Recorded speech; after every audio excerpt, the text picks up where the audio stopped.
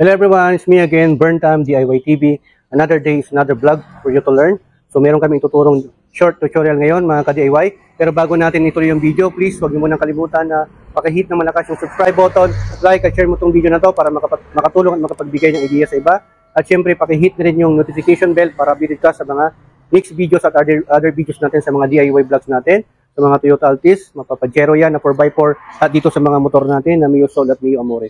So sa mga nagtatanong na mga ka-DIY master natin dyan, yung mga viewers natin na subscriber natin, dito lang po tayo sa Sitio Casbog, Barangay Magtaking, San Carlos City, Pangasinan. Are taga Pangasinan Titan, shoutout sa kayo, lalo sa are taga San Carlos, syempre. Bago natin makalimutan, Anolos Vlog, yan, pag-subscribe na rin, baka magalit yung videographer natin. Meron tayong dito, shop, motor parts and car wash. So ang ituturo namin sa inyo mga ka-DIY ngayon ay kung paano mag-adjust ng shock absorber, particularly dito sa Mio Soul, kung paano mag-adjust ng shock absorber dito sa motor. Ayan, Mio Soul at Mio Escorte Amore. Ayan. So yan, tingnan nyo, naka-lowered tayo, semi-lowered. Naka-drop po yan. So yung size nito nasa 340 to 55 mm. Yan. So ang gagawin natin dito, kasi masyadong mababa dito, kaya kailangan natin itaas ng konti, adjust lang natin to. So ang gagawin natin mga ka-DIY, ito. Yung allen dito, yan, may makikita kayong allen. So kuha lang ganito ng allen wrench na sakto dito sa size, luluwagan lang po natin to. Ayan. At pag naluwagan na po natin, huwag na natin tatanggalin yan. Luwagan lang natin ng ganyan. So ito yung mga gagamitin natin. Yan, may flat screw, tapos may mga open wrench tayo dito na size 12 at size 10 para pangontra dito. Kung hindi mo naman pwedeng gamitin dito pangontra dito, ito na lang gagamitin natin. At syempre, basahan. Ayan, may basahan tayo. Okay? Syempre, kailangan natin na i-center stand para hindi tayo mahirapan na mag-angat.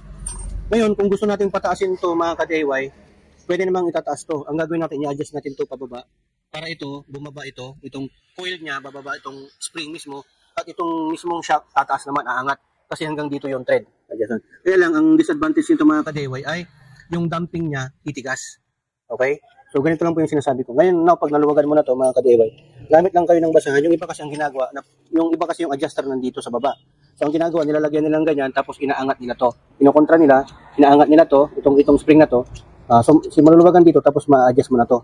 Okay? Ito naman, baligtad, nandito sa taas yung adjuster. Eh, hindi na tayo gagamit nito. Ang gagamitin na lang natin ito, mga ka-DIY. Okay? So, ganyan. Para hindi magasgasan tong spring mo, dito natin ilalagay. Yan. Watch and learn, mga ka-DIY. Makikita nyo, ganyan ka-DIY. Iluluwagan nyo yan, tapos ikutin mo. Ngayon, pag naluwagan mo na, pwede mo na siyang ikutin. Pababa. Yan. Sa desired height ninyo. Kaya umiikot na siya mga ka-DIY. Bumababa na to. Makikita niyo yan, bababa yan. Yan. So, sumama na to. Yan.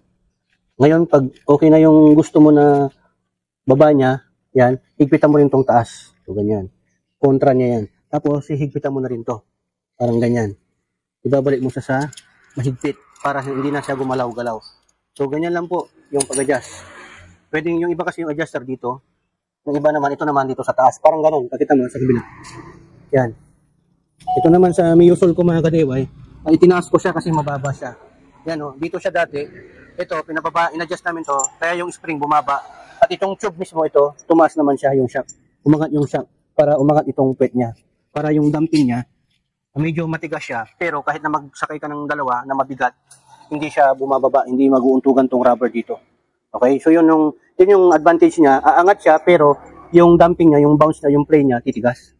Okay? Yun ang disadvantage niya. Pero kung gusto mo na umangat, ganyan ang mangyayari. Ibaba mo to, i-adjust mo to pababa. Okay? So ganyan lang po mga ka-DIY. Okay? So okay na to, baba natin, testing natin. Ayan. Tingnan niyo yung dumping. Yan medyo tumigas yung dumping niya.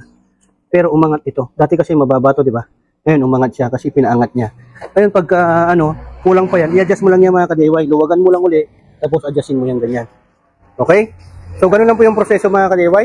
Sundan nyo lang po yun, hindi po kayo maliligaw at hindi naman po masisira yan. Ingat lang po kayo dahil dito sa HPT, dalawa lang po ang meaning ng DIY, do it yourself at destroy it yourself. So, pag DIY, ingat po kayo lagi.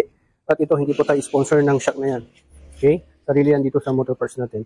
So, yan, check nyo yung Facebook page natin, Burntime HPT TV also, hindi na Tulpo TV also. Follow nyo rin po yun at check nyo rin po yung bagong group page natin. Toyota Corolla Altis, DIY Calicut Forum Pangasinan. Check nyo, exclusive yun para sa mga naka Toyota Altis or Toyota Corolla. Okay? Maraming salamat at ako'y pagod na. Hinihingal na po tayo mga ka-DIY. Si Casio Road Tan, taga Pangasinan. Masan po sa ngaram si kayo. God will be the glory in burnt times. Signing out.